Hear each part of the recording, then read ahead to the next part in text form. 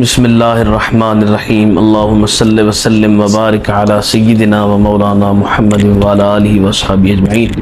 وقال الکلمۃ قیل ہی والکلام مشتقان من الکلم بتسکین اللام وهو الجرح لتاثیر معانیہما فی النفوس کالجرح.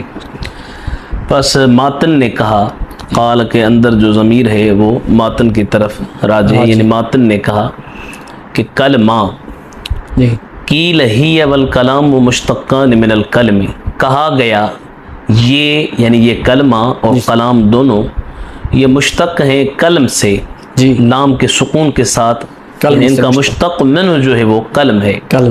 قیل کہا گیا، اس سے اس بات کی طرف شارح رحمۃ اللہ علیہ اشارہ کرنا چاہتے ہیں کہ جمہور کا مذہب یہ نہیں ہے. جمہور یہ کہتے ہیں کہ کلام اور کلمہ یہ دونوں غیر مشتق ہیں، مشتق نہیں ہیں.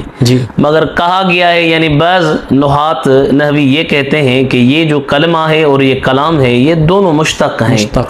کس چیز سے مشتق ہیں؟ ان کا مشتق منہ کیا ہے؟ کہا القلم، لام کے سکون کے ساتھ، جس کا ترجمہ یعنی جس کا معنی ہے جرح، زخمی کرنا.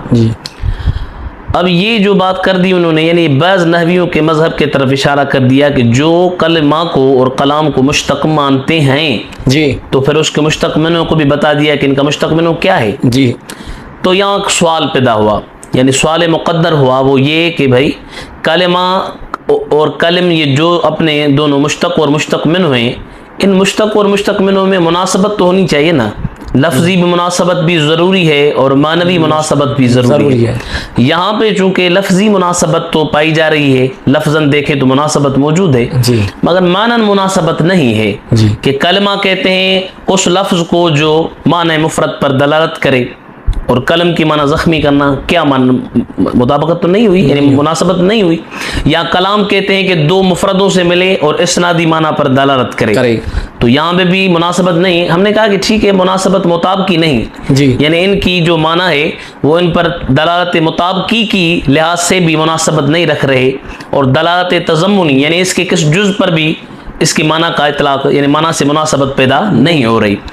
مگر التزامی طور پر یہ معنی سمجھ میں آ رہی ہے، یعنی لازماً یہ بات ہمیں سمجھ میں آتی ہے کہ کلمہ اور قلم میں مناسبت ہے. ہم نے کہا بھائی کس طرح مناسبت ہے؟ انہوں نے کہا کہ جیسا کہ کلمہ قلم کے ذریعے زخمی کیا جاتا ہے، اسی طرح یعنی قلم کا معنی ہے زخمی کرنا، اس طرح کلمات کے ذریعے بھی زخمی کیا جاتا ہے. تو یہ معنی مناسبت ان سے مل رہی ہے. تو انہوں نے کہا کہ ان کے معنی، ان دونوں کی معنی کا مؤثر ہونا نفوس میں جرح کی طرح ہے، کہ جس طرح سے جرح سے زخم ہوتا ہے اسی طرح سے کلمات سے بھی اور کلمات کی معنی سے بھی زخم ہوتا ہے.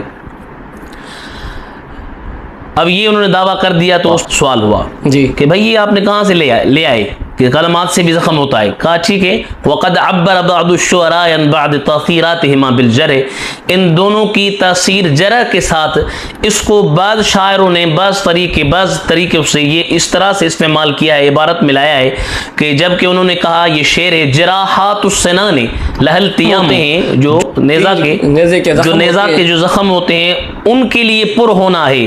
اگر آپ کسی کو نیزہ لگائیں گے تو وہ زخم پر ہو جائے گا، مگر جو زبان کے زخم میں وہ پر نہیں ہو سکتے. تو اس سے یہ معلوم ہوا کہ زخمی جو ہے صرف تیروں اور نیزوں کے ذریعے نہیں کیا جاتا، بلکہ کلمات کے ذریعے بھی زخم پہنچتا ہے، بلکہ کلمات کے جو زخم ہوتے ہیں وہ تو اور ہی زیادہ زخم کرنے والی چیزیں ہیں.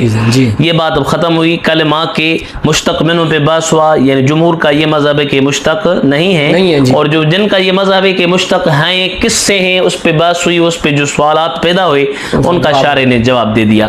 اب کلم کی ذات پر بحث کر رہے، جو کلمہ ہے، یہ جو کلمہ یہ جو ہی کلم ہے، یعنی کسر لام سے اگر دیکھا جائے تو یہ جنس ہے. جنس کس کو کہتے ہیں؟ جس کا اطلاق قلیل اور کثیر دونوں پر ہو. یعنی جمہور کا مذہب ہے، بصریین کے مذہب کی طرف یہ اشارہ کر رہے ہیں کہ کلم جو ہے اگر اس کو لام کی کسرہ کے ساتھ آپ کہیں گے تو یہ جنس ہے.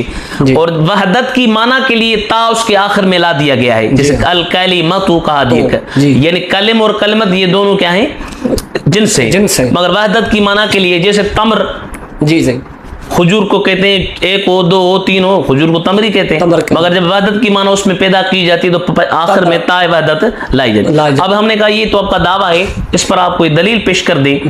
तो उन्होंने फरमाया कि भाई दलील कुरान करीम की एक आयत है, इलैहि यसअदुल कलिमुत तय्यब, अल्लाह की तरफ कलिमा तय्यब सुऊद करते हैं, उसकी तरफ क्या करते हैं, सुऊद करते हैं। तो अब ये इसमें एक मौसूफ सिफत अल कलिम मौसूफ अत-तय्यब सिफत है, अगर ये अल कलिम जमा होता तो उसकी सिफत भी जमा लाई जाती। ये बात दलालत करती है कि ये मौसूफ सिफत अल कलम जो है जिन्स है, और जिन्स के लिए अब वाहिद की सिफत लाएं तब भी जायज है, और जमा की लाएं तब भी जायज। ये उन्होंने अपने इस कुरान करीम की आयत से उन्होंने इस्तिदलाल किया है। और कहा गया, यानी एक कुफीन का मजहब मगर वो ज़ईफ है, तभी तो उसको तमरीद के सीगा के साथ कीला के साथ बयान किया गया कि ये कहा गया है कि भाई ये जमा है, क्योंकि ये कभी भी 3 से कम पे इसका वकू नहीं होता, 3 या 3 से ज्यादा पर होता है। हमने कहा भाई फिर अल कलिमुत तय्यब को कहां कर देंगे, उन्होंने कहा इसको तावील में ले लें, यानी ये कहें कि ये तकदीरन ये है इलैहि यसअदु बादुल कलिम, यहां मुजाफ बाद है, जिसकी सिफत तय्यब आई है वो आ सकती है जी।